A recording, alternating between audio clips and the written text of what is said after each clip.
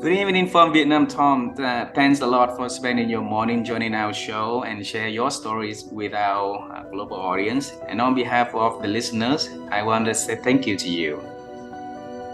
Pleased to be with you. We'll have some fun together today. We definitely will. So, Tom, in our culture, since you haven't been here, I like to let you know that it's a great honor if we can have you to introduce a little bit about you and the works that you do. Would you please do that for us? Yes, I grew up in a very small family. I have no brothers or sisters, and we were fairly poor when I was growing up. We lived in a house about the size of the study I'm in right now. It was a rented house. We didn't own the house, and money was a struggle as I was growing up. I never was aware of that as a child, though. But when it came time that all my friends were applying to university, or to college, my mother said, there's no money for you to go to college, so figure out what kind of job you want to do. Mm. Well, I really wanted to go to college, but if there was no money, I had to do something else. Well, suddenly we got a letter in the mail from my high school nominating me for a very important scholarship to the University of North Carolina that would pay for absolutely everything. So I went through 3 or 4 interviews. I was selected. I went to the University of North Carolina at Chapel Hill. I studied a lot of philosophy, majored in religion. And because I was a Moorhead scholar, and now it's called Moorhead Kane, at Chapel Hill, I was able to go to Yale University for free as well. Yale paid my 6 years of 2 PhDs, so Wow. it didn't cost me anything. And I tell you that story because anytime we can do something good for a young person, we never know how far that good might reach. My mother wanted me to major in business at Chapel Hill because she thought that was very practical. I could get a good job. But I got interested in the ultimate questions of philosophy and religion. I had two wonderful professors in those two areas. And again, that shows the influence we can have over a child's life, even a young adult. Those two professors, one of religion, one of philosophy, got me so inspired. I said to myself, this is what I want to do the rest of my life. I want to inspire others. I want to bring wisdom to other people about things that matter with good energy, with good humor. We want to have fun talking about the ultimate ideas, but we want to make progress in our lives. So I took my first job in philosophy of religion at the University of Notre Dame. I went from being an assistant professor to an associate professor to a full professor. I did 10 or 12 books of very complicated philosophy. Mm. And then businesses started asking me would I visit and talk about ethics or success or some other topic. And I thought, well, that's a good thing to do. So for 2 years, I gave free talks. I didn't charge anything. I go to small business groups in my city. And people got very excited about the ancient wisdom that applies to modern life now. So Mm. that became a bigger and bigger thing. First thing you knew, I was getting on airplanes and flying all over the country. Then I was flying to places like Finland and Sweden and Costa Rica and just all over. And I began writing books for a broader audience of people, Mm. sharing what I was learning about success and about happiness and about fulfillment. And that got me on major television shows. That got me into CNN International and the newspapers all over the world. Pretty soon, people were asking me full time to do this. So I resigned my job at Notre Dame. I retired from teaching 27 years ago. And Mm. ever since, I've been just a public philosopher. And what I do, I'm totally free to explore anything that interests me, but I always listen to what other people care about. For Ah. example, 2.5 years ago, at the beginning of the pandemic, I was getting calls from business groups. Tom, please help us deal with all this disruptive change. So I put together a speech on disruptive change. And I was able to make a big difference. At first, people didn't have budgets for Zoom speakers. And so Mm. I did free talks, again, free talks for no charge for 2 months, 3 months until people got budgets. So I was doing good for people when they needed it, even though they couldn't pay me, because my main goal is just to make a positive difference for other people. But Beautiful. now, recently, businesses don't call about disruptive change so much, they call about uncertainty. So I'm putting together a big new talk on uncertainty, and that's the next book I'll write. I try to respond to what people care about, to what people are troubled with. Can I bring them wisdom that will help? That's everything I do now. Wow, wow. Beautiful. And then you introduce your life and your works in less than 3 minutes. So we need to go back onto the past to figure out the journey all together. All right. Yeah, So yeah. when I was young, I wanted to become an astronaut. All right. Oh, wow. Yeah, I really wanted to travel to space and jump in the different planet, but life didn't give me any opportunity to do any kind of works nearby what I wanted. So when you was young, despite the family situation, what was your dream back then, though? I think when I was in high school, when I was 17 years old, Hmm. I was asked to write a short essay on what I wanted to do with my life. And even though my mother was saying you should try to go to law school on this scholarship, you should major in business and go to law school if you get it, I wrote that I wanted to help people with their lives. That's Ah. what I wrote when I was 17 years old. I want to help people with their lives. I didn't even know what that meant. I Hmm. didn't even know that philosophy was something that would allow me to do that. But I wanted to be of help to people. And so years later, I forgot that I had even written that in my application for the scholarship. And years later, decades later, the Moorhead Kane Foundation sent me my original application essay.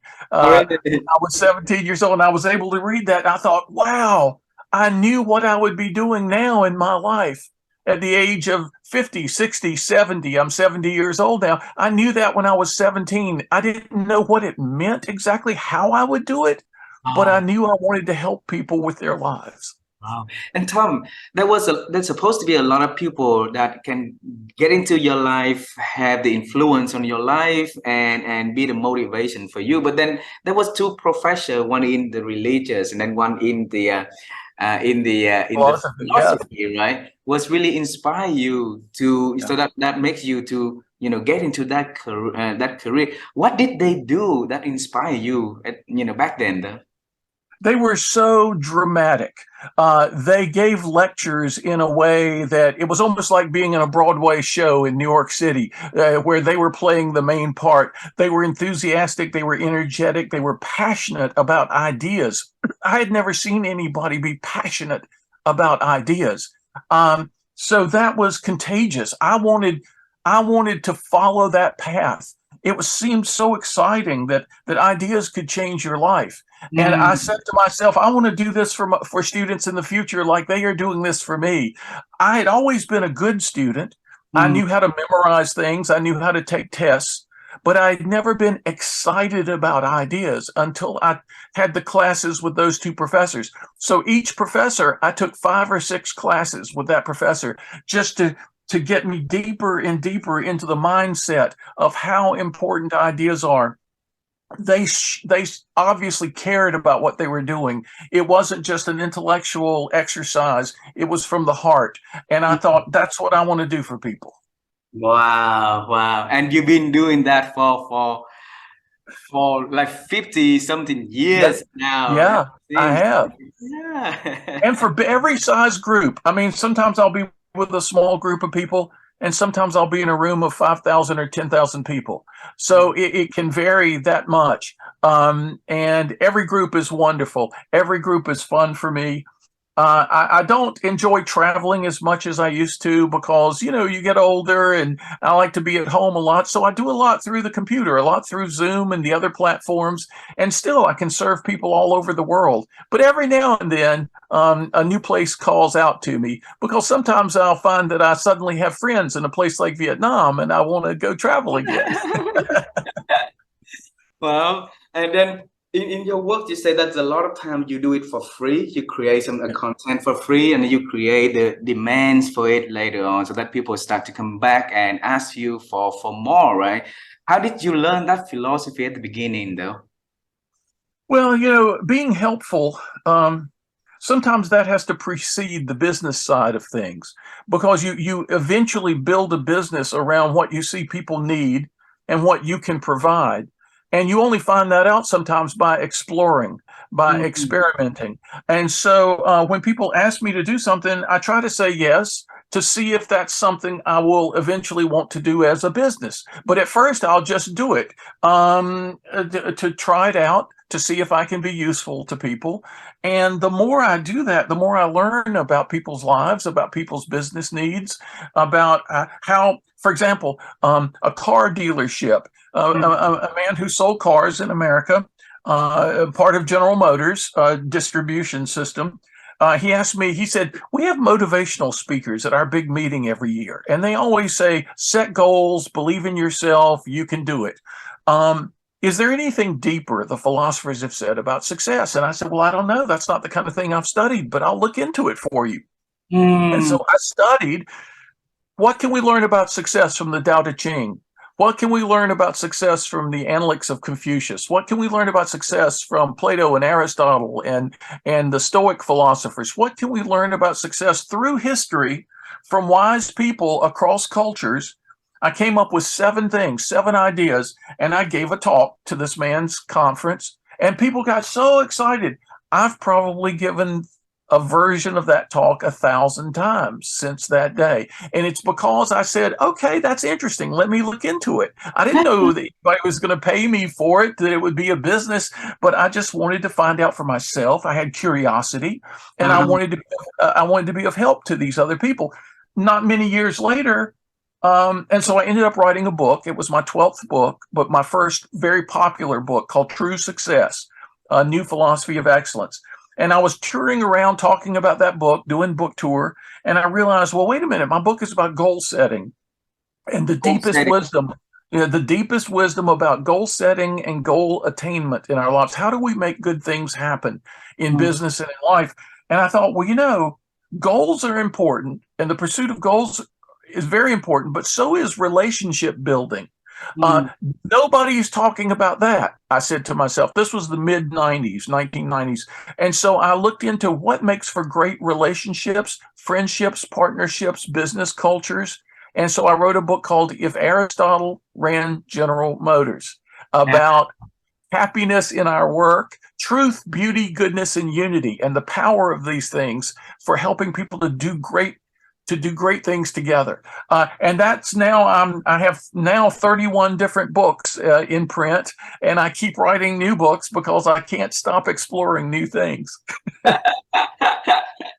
Well, so Tom, when people will ask for something new out of their domains of expertise, Yeah. the common response was a no because they're fearful, they're strange and stuff like that.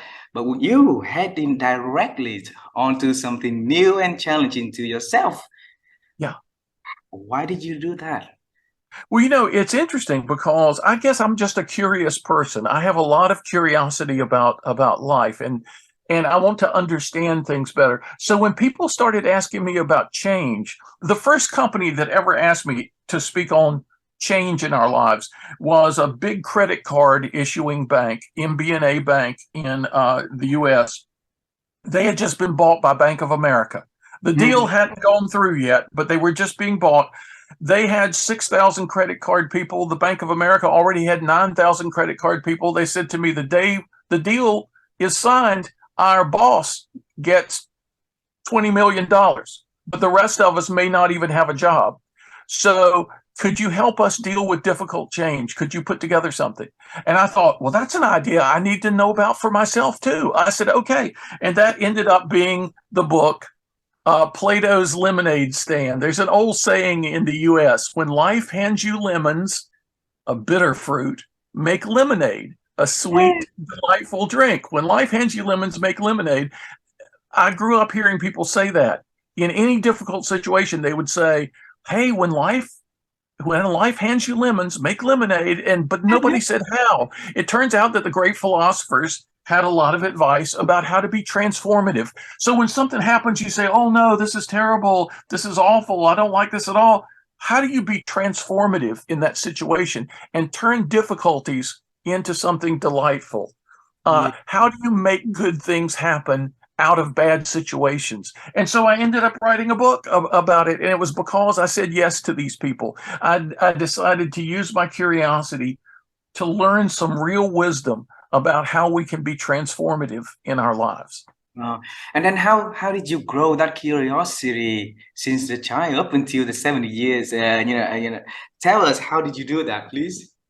I think it was in part my father was a very curious person. He did many different jobs during his life. He grew up on a farm in North Carolina, and then he went to an aircraft company in Baltimore, Maryland, the Martin Aircraft Company, and he applied for a job, and they said, "What do you want to do here?" And he said, "Everything." And they Mm. said, "Well, nobody's ever said that. What do you mean?" He said, "Start me wherever you need somebody in any department. And as soon as I get as good as anybody else in that department, send me to another department. I want to know everything about airplane building." And they said, "Okay." So he started in sheet metal or riveting or something like that. And they would promote him department to department until he was in the experimental design department, designing new airplanes. And uh, his curiosity led him on. And then after that, he built radio stations all through the southern United States, and then he designed toys. He managed a radio station himself. He built things. He sold things. He was a person who said to me, "Life is supposed to be a series of adventures.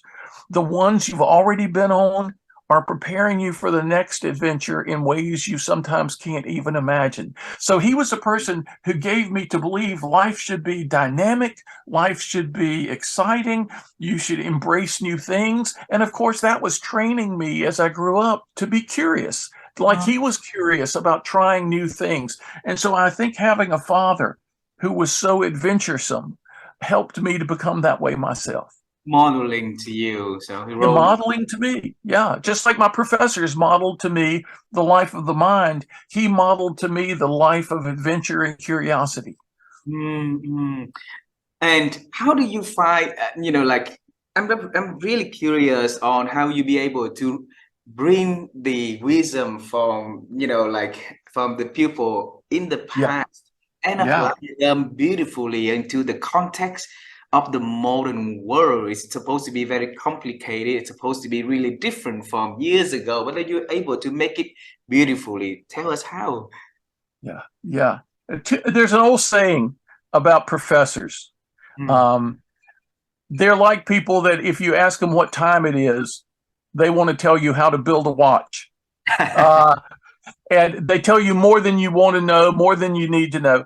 So I always, when I'm reading the ancient philosophers, first of all, I depend on one fact. Human nature has always been the same, regardless of the technological differences in different uh, periods of time in different parts of the world. We all have hopes and dreams. We Ah. all experience joy and frustration. We have to deal with things like anger. We have to deal with our desires. It's always been that way. So you can read somebody who lived 2,000 years ago, and it sounds like somebody who lives down the street from you right now, Mm. because these things are always the same.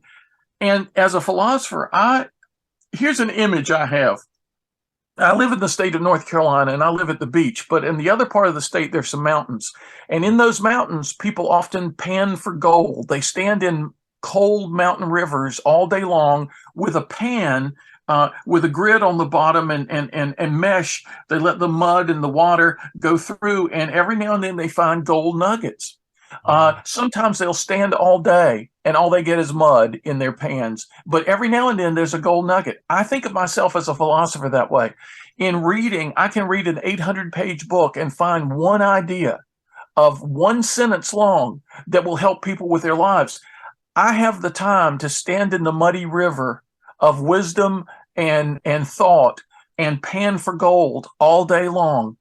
Many business leaders don't have this time, but I'm standing there with my pan, and most of the time my pan is full of mud, nothing anyone can use. But every now and then there's a gold nugget, and I pluck it out, I wash it off, and I put it in my books and my speeches so that people who don't have this time can learn from me the ideas I've found that can make a difference in their lives. And I guess it's because I'm not just an intellectual, I'm an ordinary person with a lot of curiosity, um, like you have, or you wouldn't be doing a podcast like this, right? Curiosity leads us into new things.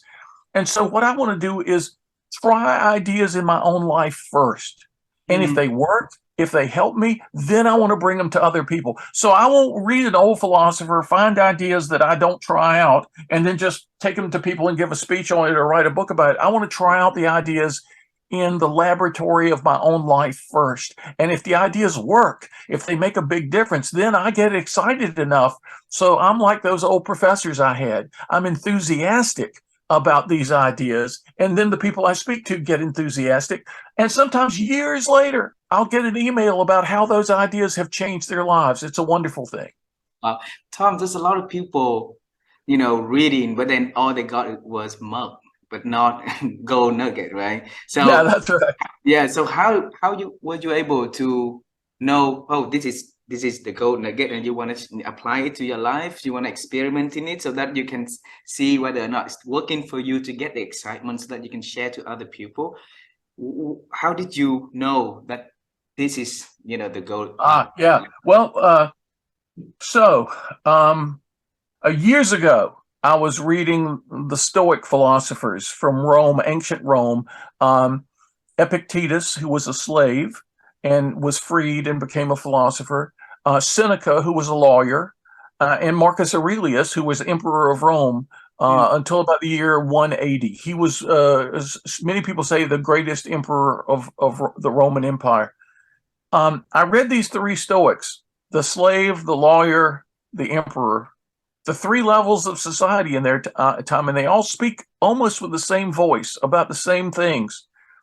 And reading them, it suddenly occurred to me a lot of Stoic wisdom is very simple.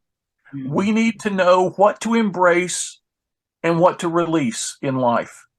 Too mm, many people hold on to things they should let go of, or they let go of things they should hold on to. And that's why they're not happy. So if we can learn what to embrace and what to release, that will make a huge difference. And when it occurred to me, I thought, oh, yeah, sometimes I'm holding on to things I should let go of. Like someone said something negative on social media, and ah, I stew about it. I worry about it. I'm irritated about it, or I'm angry about it. I should just let that go, right? And there are other things I need to really hold on to. Like I want to do a book on a new topic, but it's very difficult. No publisher seems to be interested. Well, if I think it's an important topic, I need to hold on to that. I need to embrace it. I'll write the book anyway, even if I don't know that it'll be published. I'll just go ahead and commit to it. I'll embrace that idea. So we have to know what to let go and what to hold on to.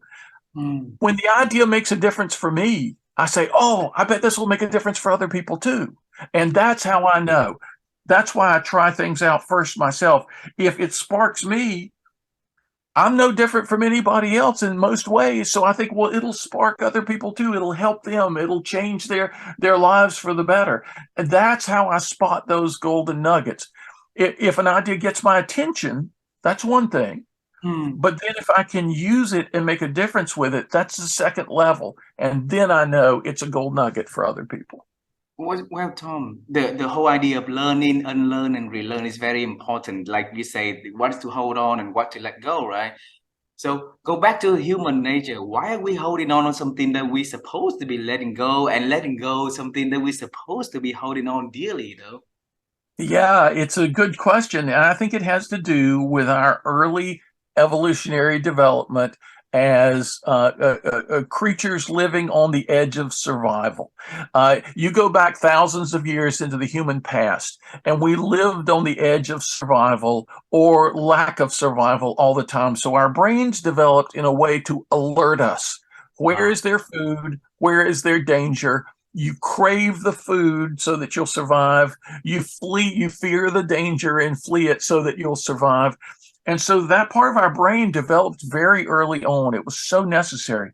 But now in the modern world, we're not being chased around by wild beasts all the time. And where food is not so scarce as it was 10,000, 20,000 years ago.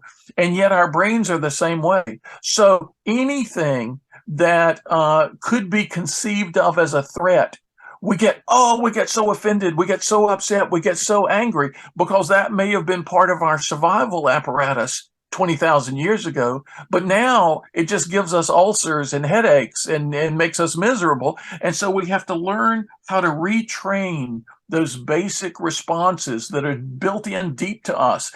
That's why people hold on to things they really don't need to hold on to, and they let go of things they shouldn't be letting go of.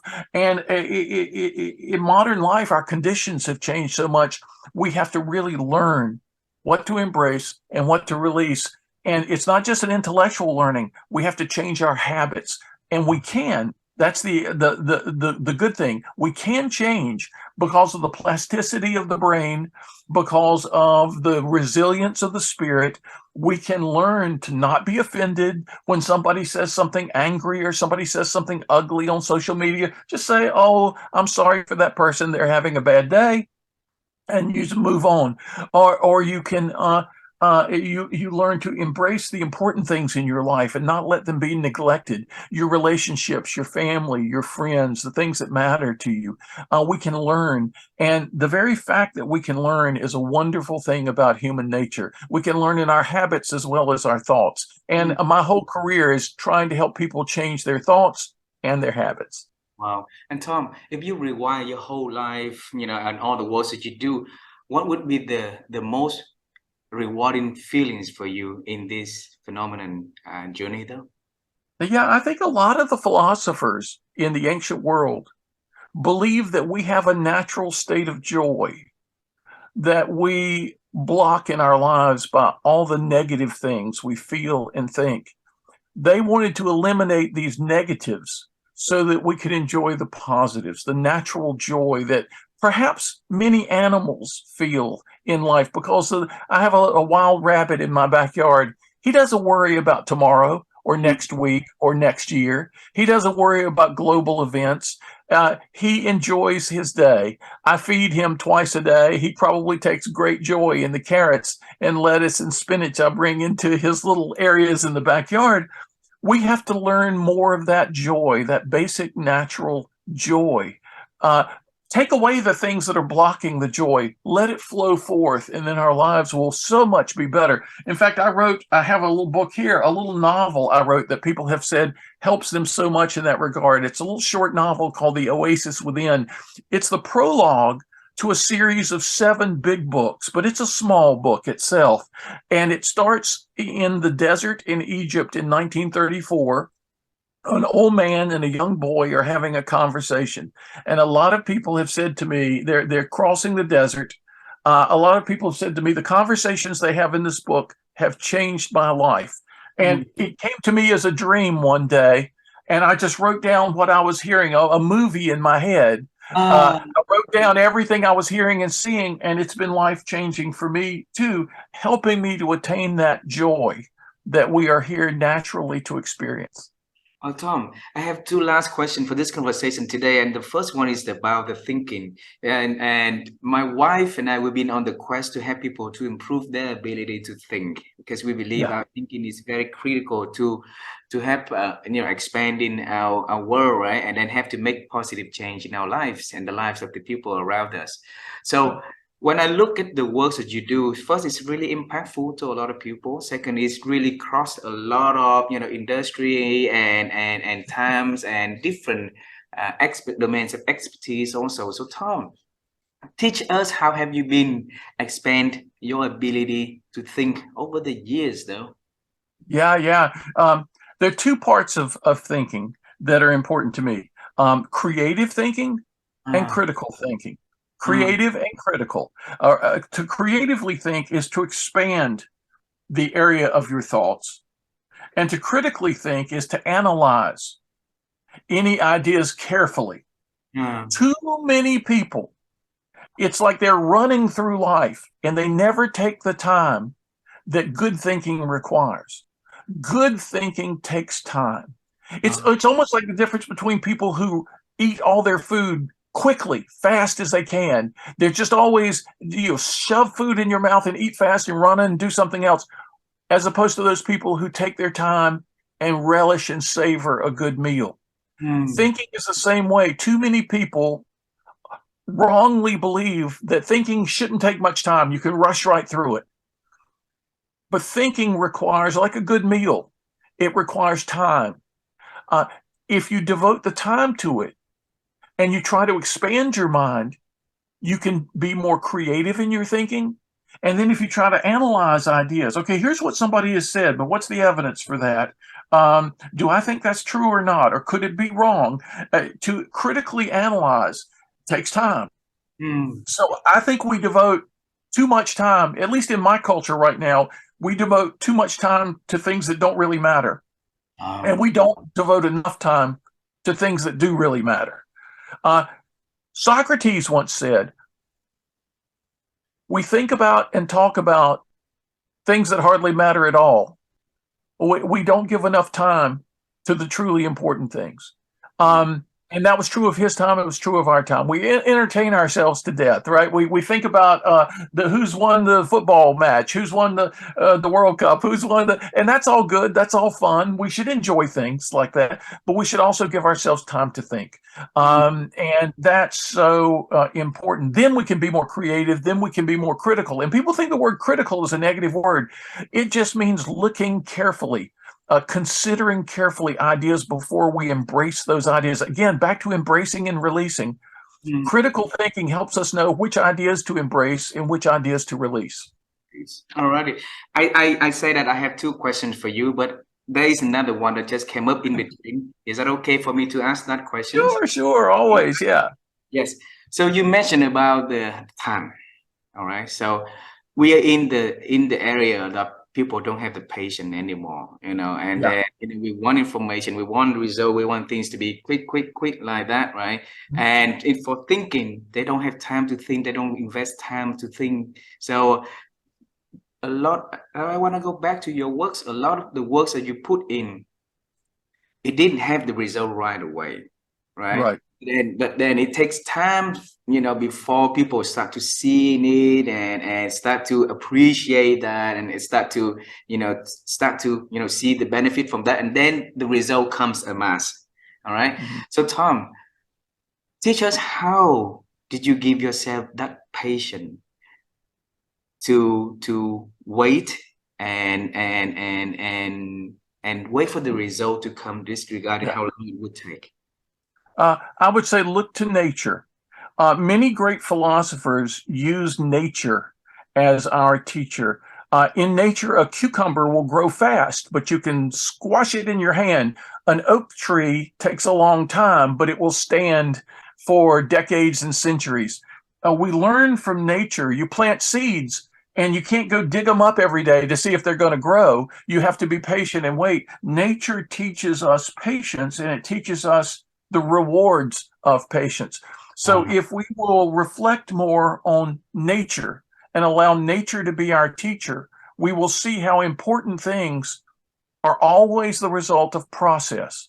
We want results right away, but it's always a process that brings the results. We're so much in a hurry for that process to be fast.